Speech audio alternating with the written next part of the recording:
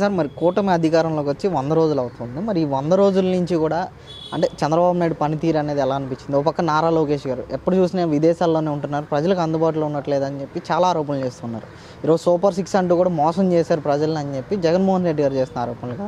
మీ అభిప్రాయం ఏంటి? అసలు ఈ 100 రోజుల్లో పరిపాలన పట్ల ఎలా అనిపించింది, ఏంటి అసలు?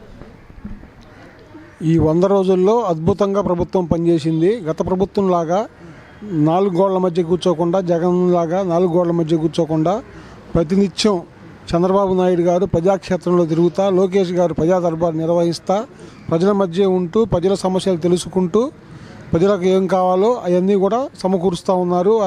వాళ్ళ సమస్యలను పరిష్కారం కోసం నిత్యం పనిచేస్తూ ఉన్నారు. అసలు వాళ్ళు చెప్పేదంతా కూడా అబద్ధం. విదేశాలకు వెళ్ళటం అనేది అంత కట్టు కదా.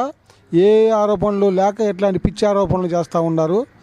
ఈ పాదయాత్రలో ఆయన ఇచ్చినటువంటి హామీలు కానీ నిత్యం వాటి కోసం చూసుకుంటా, మొన్న కూడా నెల్లూరు జిల్లాలో, చిత్తూరు జిల్లాలో డయాలసిస్ సెంటర్ని పాదయాత్రలో ఇచ్చిన హామీలో భాగంగా ఇవ్వటం జరిగింది. అట్లాగే పాదయాత్రలో ఇచ్చిన హామీల్లో భాగంగా సైనికులకి కార్పొరేషన్ ఏర్పాటు చేయడం జరిగింది.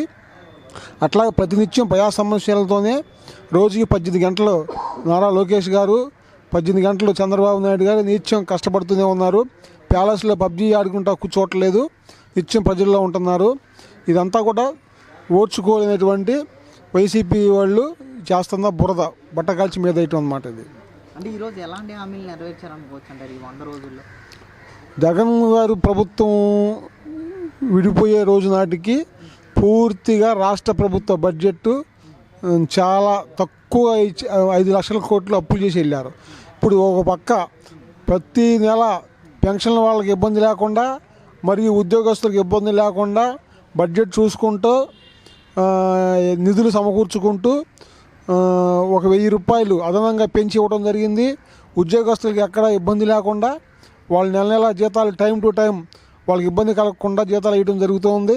అట్లాగే ఎక్కడైతే ఆర్థిక వాళ్ళని సమకూర్చుకుంటూ ఉన్నారో అట్లా సమకూర్చుకుంటంలో భాగంగా కొద్దిగా పథకాలు ఆలస్యం అవుతున్నాయే తప్ప, పథకాలు సూపర్ 6లో ఇచ్చిన ప్రతి పథకాన్ని కూడా ఖచ్చితంగా కాస్త ఆలస్యమైన అమలు చేసి తీరుతాం. సార్, అంటే ఈరోజు రాష్ట్రంలో చూస్తున్నాం ప్రధానంగా తిరుపతి లడ్డూ తయారీ విషయం అనేది సంచలనం రేపుతుంది రోజు కూడా. ఏదైతే కల్తీ జరిగింది గత ప్రభుత్వ హయాంలో, జంతువుల కొవ్వుతో తయారు చేశారు తిరుపతి లడ్డు అని చెప్పి ఇలాంటి ఆరోపణలు బయటకు రావడం. ఈరోజు జగన్మోహన్ రెడ్డి గారు మత విద్వేషాలు లేపడానికి ప్రయత్నిస్తున్నారు చంద్రబాబు నాయుడు అని చంద్రబాబు నాయుడు మీద నిందలేస్తున్నారు. మీరేం సమాధానం చెప్తారు? ఒక్కసారి మనము ఇంటి దగ్గర నెయ్యి అమ్మడానికి వస్తారు, వాళ్ళు కిలో ఎంతకు అమ్ముతున్నారు, మరి వీళ్ళు 300 రూపాయలు 320 రూపాయలకి కిలో నెయ్యి రావటం ఎట్లా సాధ్యం? ప్రత్యక్షంగా నేను కొన్ని చోట్ల చూశాను నెయ్యి కల్తీ ఎలా జరుగుద్దో. పిండితో తయారు చేసేవాళ్ళు ఉన్నారు, పైన నెయ్యి కలిపి ఆ వాసన తీసుకొచ్చేవాళ్ళు ఉన్నారు. కల్తీలో నెంబర్ 1 కల్తీలు ఉన్నారు. 317 రూపాయలకి కేజీ నెయ్యి, ఆవు నెయ్యి రావడం అనేది అసాధ్యం. ఏదో ఒక కల్తీ చేస్తే తప్ప అది జరగని పని అన్నమాట.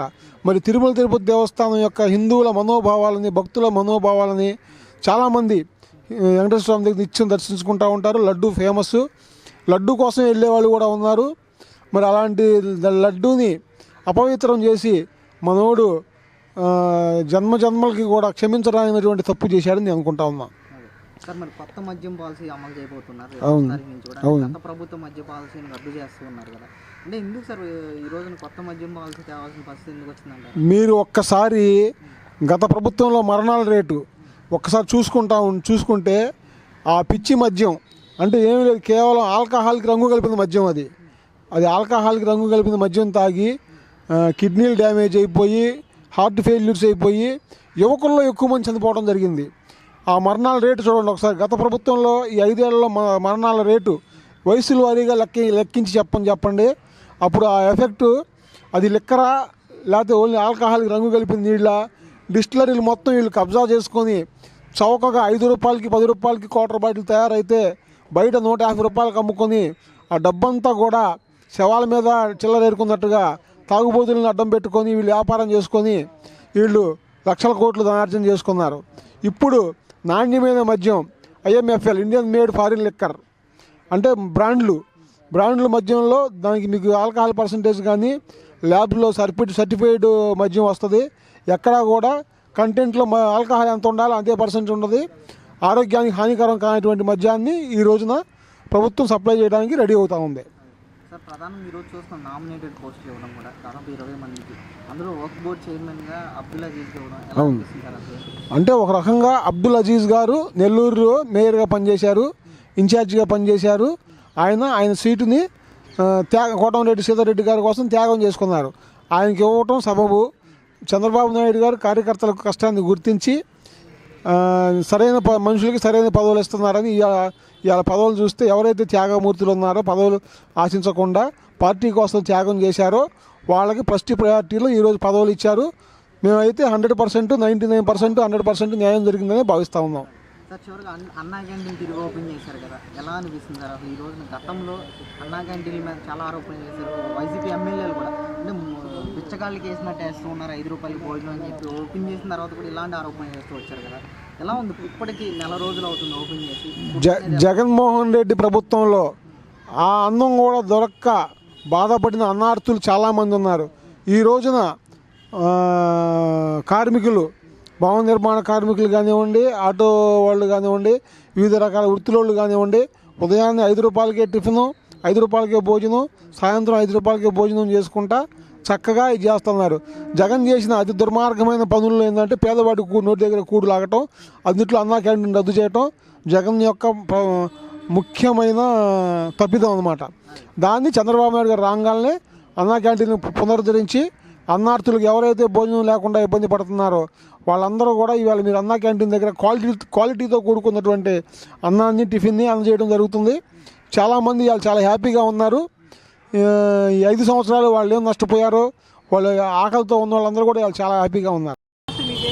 నా పేరు శ్రీనివాస్ అండి.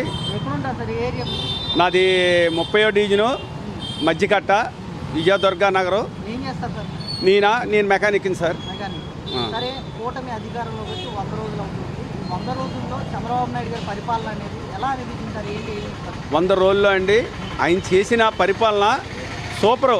ఎందుకంటే మేము చెప్పుకోకూడదు, ఎందుకంటే చెప్పి విధానంగా చెప్తున్నారు. ప్రజలందరూ కూడా వెళ్ళి పింఛన్లు కానీ, ఇప్పుడు పింఛన్లు హైదరాబాదులో 4,000 ఇస్తా అన్నారు. ఇప్పటికి 10 నెలలు అవుతుంది, ఇప్పుడు వచ్చి ఇవ్వలేదు. 10 నెలలకి కూడా 4,000. జగన్ గారు ఇస్తానని ఏం చెప్పారు? 1,000 రూపాయలు పెంచుతా అన్నారు. 250 పెంచి 5 సంవత్సరాలు గడిపేశాడు. చంద్రబాబు నాయుడు గారు అలా కాదు, ఇస్తా అని మాట నిలబెట్టుకొని ఆయన ఏం చేశాడు తెలుసా? 3 నెలలు కూడా, ఆ 3 నెలలు కలిపి 7,000 ఇచ్చి 4,000 5:30కే సబ్జెక్టు అయినా 5:30కే లేచి ఇమ్మని అందరికీ వాలంటీర్స్ అందరికీ చెప్పి 5:30కే వెళ్ళి ఇమ్మని చెప్పాడు.